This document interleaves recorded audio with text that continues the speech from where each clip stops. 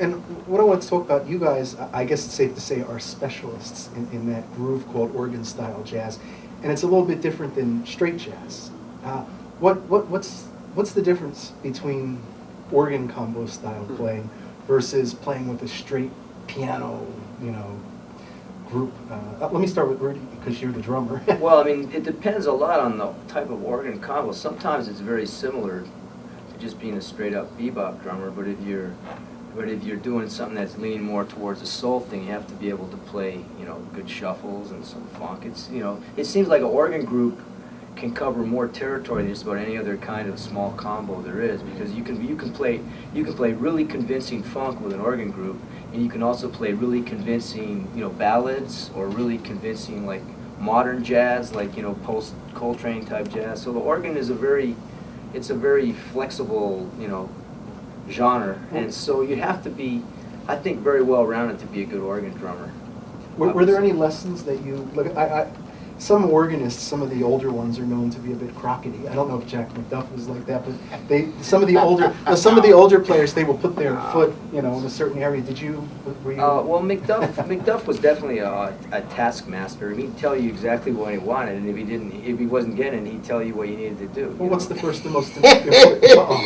He's laughing. No, I mean, he just, I still remember being on the bandstand with McDuff, and he'd get real mad. He'd go, if it wasn't to his liking, he'd just start saying like, fire it up, fire it up, fire it up. He'd start telling you to fire it up. Well, are there any rules that he well, I tell you one thing. He really stressed. He wanted sock cymbal hard on 2 and 4. I mean, that was the generation he was from, and he wanted that sock cymbal loud on 2 and 4. I mean, he wanted to hear it. I remember being like in a concert situation, and if he couldn't hear, sometimes we weren't always set up as close as we'd like to be. If he couldn't hear the sock cymbal loud enough in his monitor, he'd have the guy set up a special mic right on this side. He'd say, man, I got to put a mic on that sock cymbal, and he'd have it like blast that out. I remember hearing it echoing through the house, thinking, I was thinking it was too loud. We're gonna talk about that. So he was really into the sock cymbal on 2 and 4.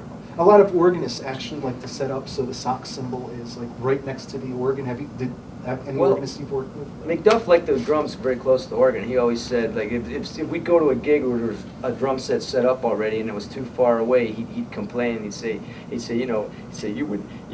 engine and the transmission are always next to each other in the car. He'd say something like that, and he's right. It doesn't make sense to have the drums and the organ too far apart, or for that matter, the rhythm section. Any rhythm section. The hi-hat is like when I worked with McDuff, he wanted the hi-hat on 2 and 4, like really heavily, so You want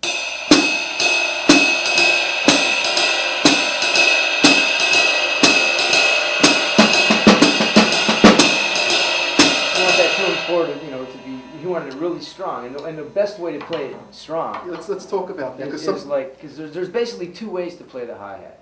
People either rock their foot like this, which is heel, toe, toe, like that. And for me, I found that works better on quieter situations or on really slow tempos, like on ballad tempos. It's